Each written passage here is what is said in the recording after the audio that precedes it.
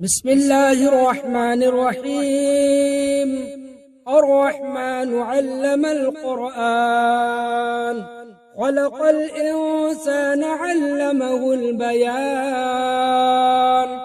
الشمس والقمر بحسبان، والنجم والشجر يسجدان.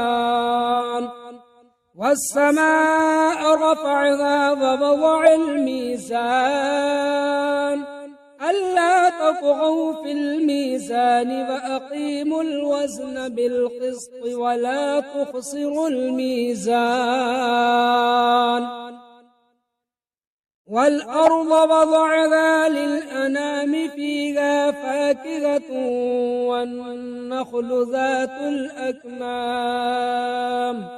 والحب ذو العصف والريحان. فبأي آلاء ربكما تكذبان؟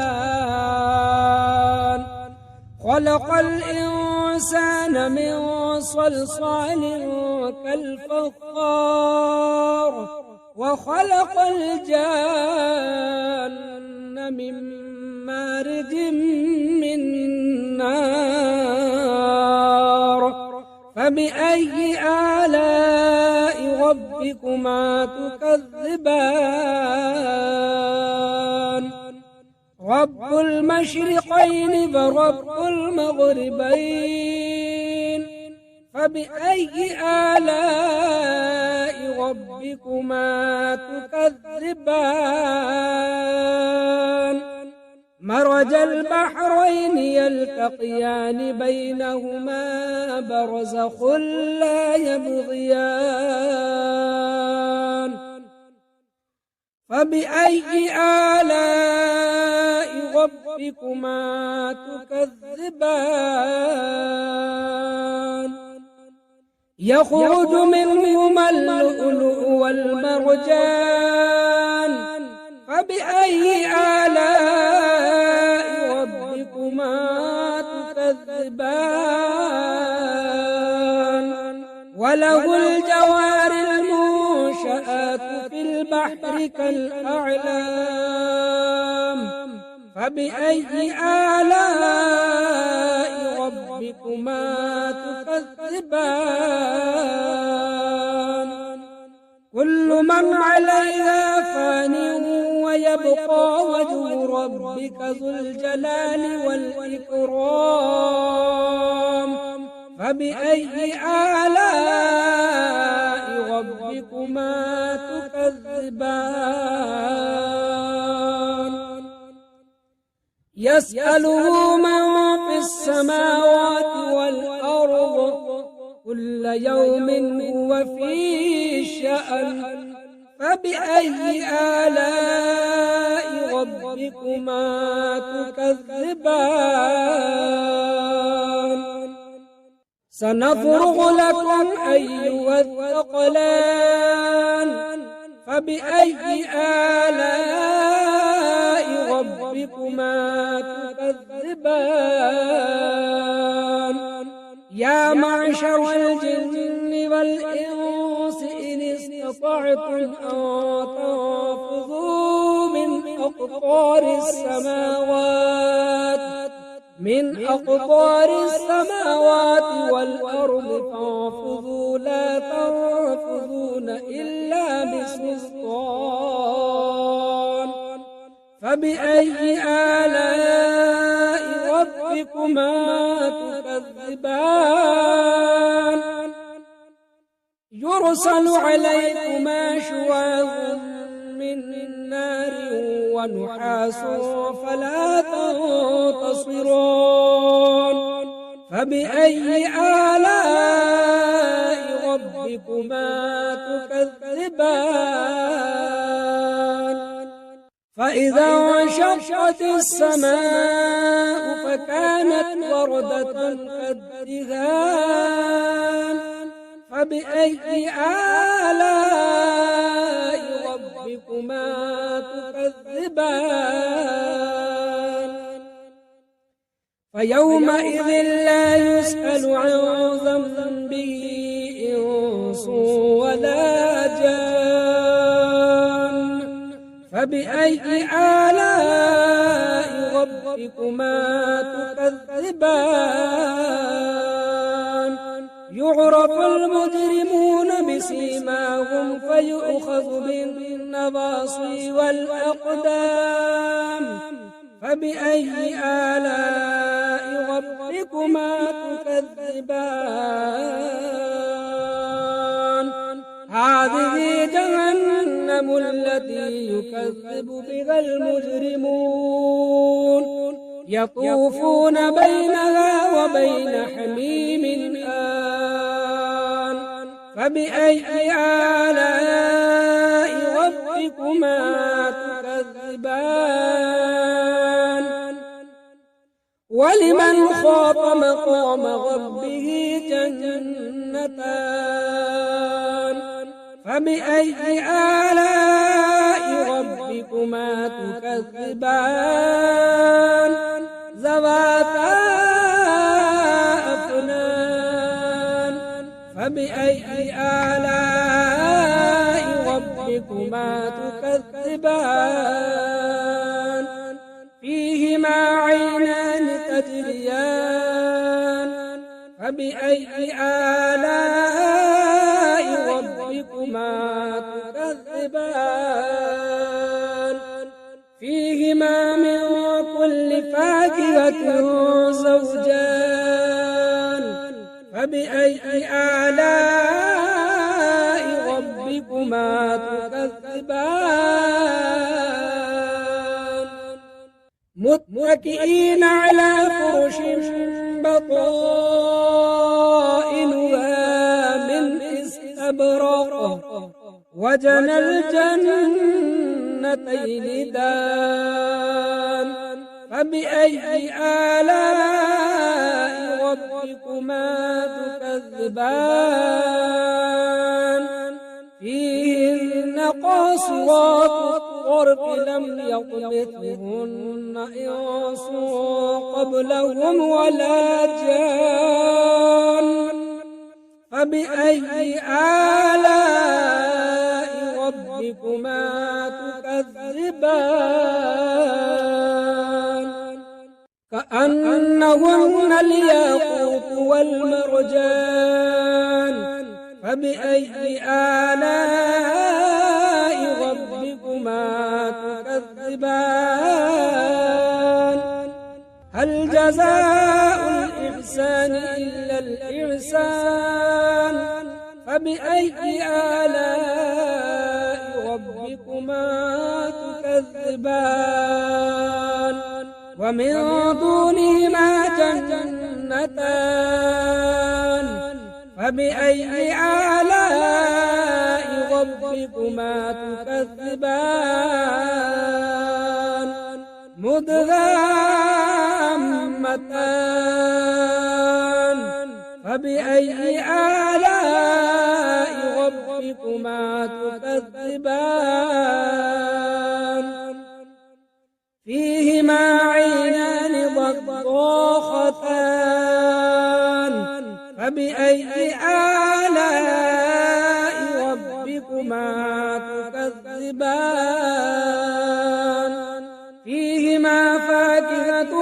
ونخل ورمان فبأي آلاء ربكما تكذبان فيهن خيرات حسان فبأي آلاء ربكما تكذبان حور مقصورات في الخيام فبأي آلاء ربكما تكذبان لم يطمثهن إنس قبلهم ولا جان فبأي آلاء ربكما تكذبان متكئين على رفرف خضر وعبقري حسان فبأي آلاء ربكما تكذبان تبارك اسم ربك ذي الجلال والإكرام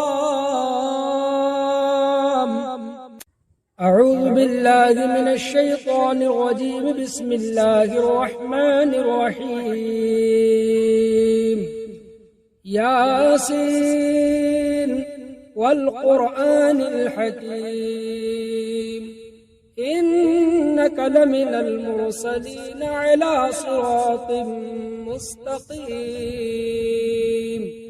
تنزيل العزيز الرحيم لتنذر قوما ما أنذر آباؤهم فهم غافلون لقد حق القول على أكثرهم فهم لا يؤمنون إنا جعلنا في أعناقهم أغلالا فهي إلى الأذقان فهم مقمحون وجعلنا من بين أيديهم سدا ومن خلفهم سدا فأغشيناهم فهم لا يبصرون وسواء عليهم أأنذرتهم أم لم تنذرهم لا يؤمنون إنما تنذر من اتبع الذكر فخشي الرحمن بالغيب فبشره بمغفرة وأجر كريم إنا نحن نحيي الموتى ونكتب ما قدموا وآثارهم وكل شيء أحصيناه في إمام مبين واضرب لهم مثلا أصحاب القرية إذ جاءها المرسلون إذ أرسلنا إليهم اثنين فكذبوهما فعززنا بثالث فقالوا إنا إليكم مرسلون قالوا ما أنتم إلا بشر مثلنا وما أنزل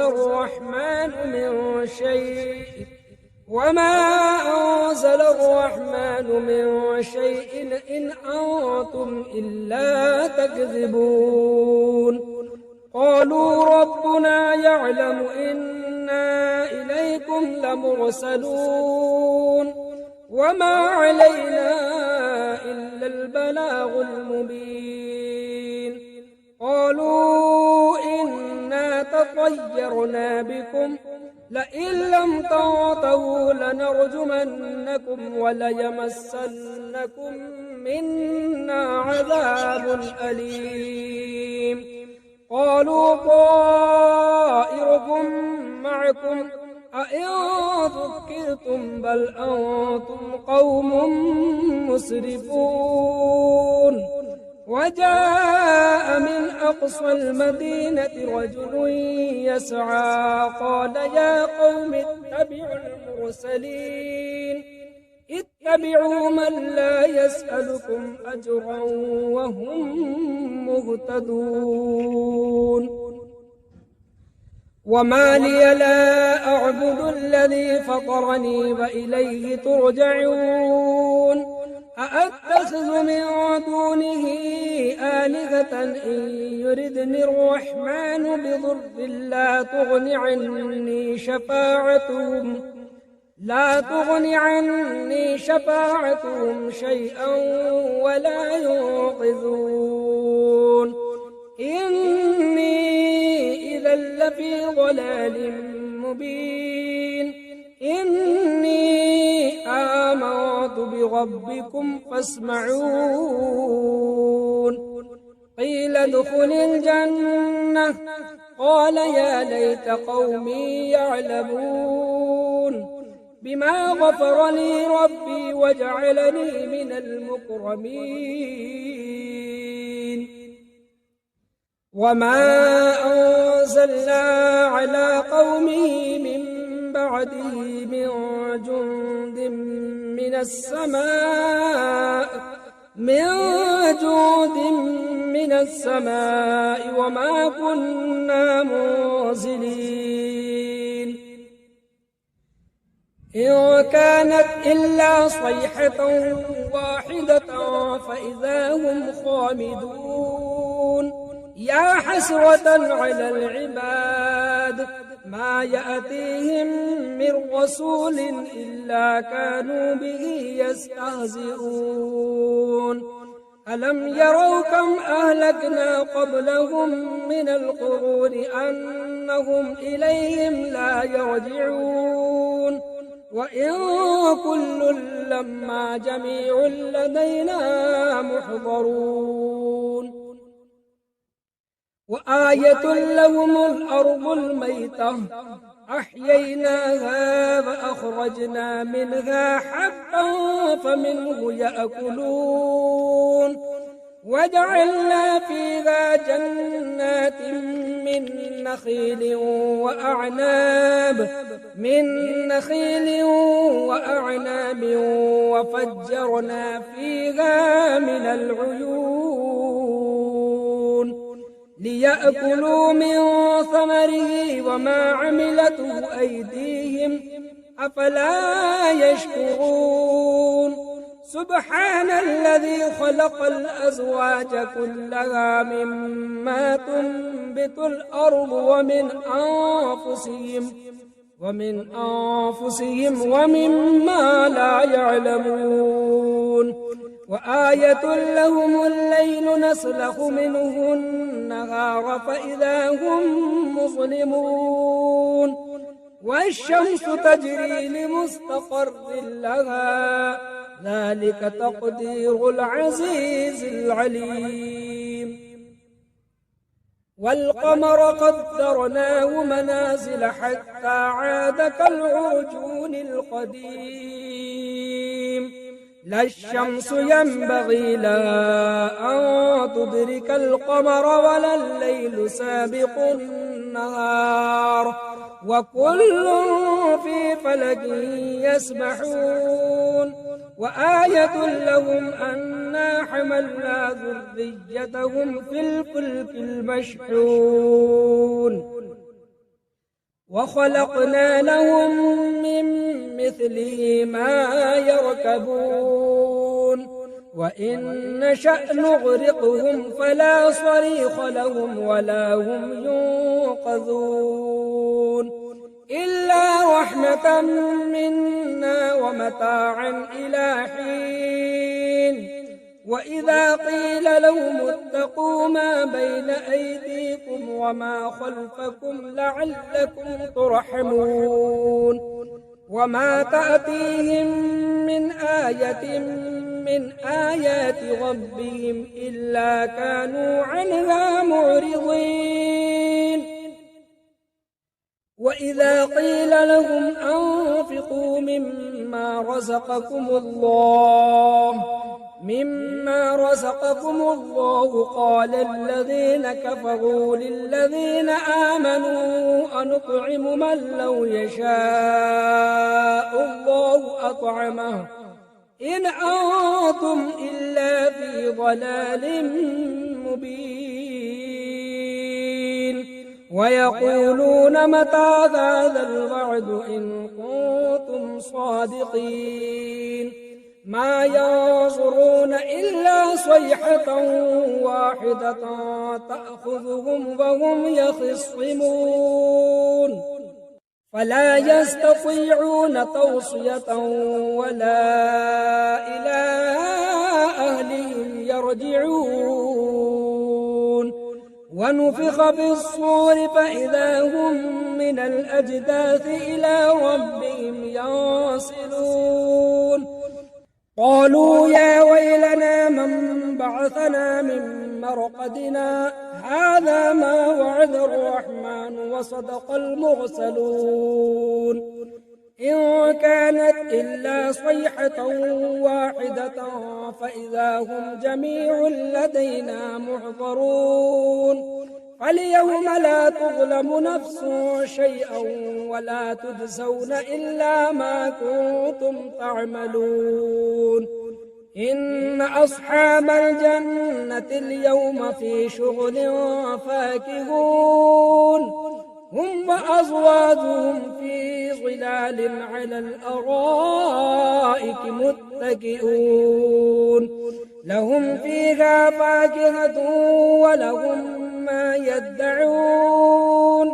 سلام قولا من رب رحيم وامتازوا اليوم أيها المجرمون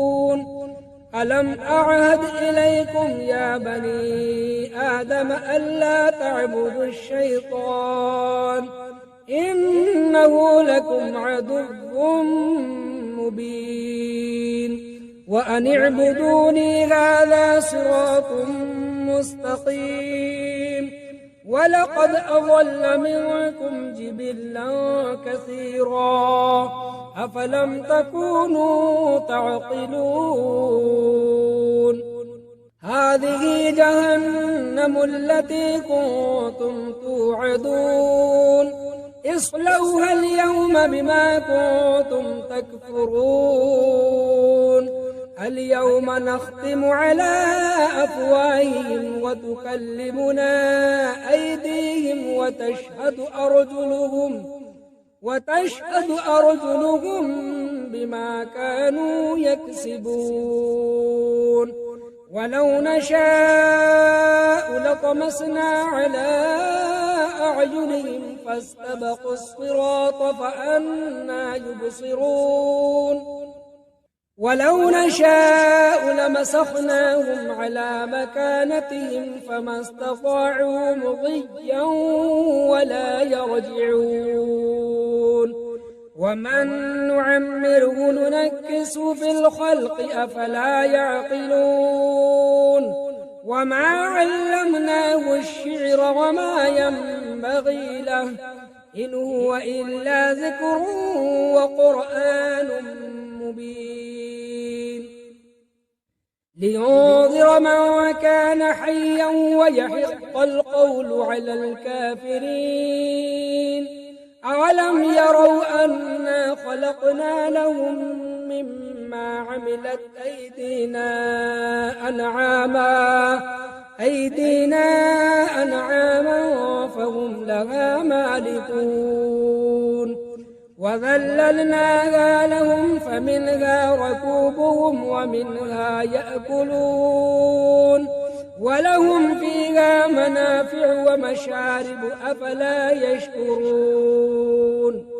واتخذوا من دون الله آلهة لعلهم ينصرون لا يستطيعون نصرهم وهم لهم جند محضرون فلا يحزنك قولهم إنا نعلم ما يسرون وما يعلنون أولم ير الإنسان أنا خلقناه من نطفة فإذا هو خصيم مبين وضرب لنا مثلا ونسي خلقه قال من يحيي العظام وهي رميم قل يحييها الذي أنشأها أول مرة وهو بكل خلق عليم الذي جعل لكم من الشجر الأخضر نارا فإذا أنتم منه توقدون أوليس الذي خلق السماوات والأرض بقادر على أن يخلق مثلهم بلى وهو الخلاق العليم إنما أمره إذا أراد شيئا إذا أراد شيئا أن يقول له كن فيكون فسبحان الذي بيده ملكوت كل شيء وإليه ترجعون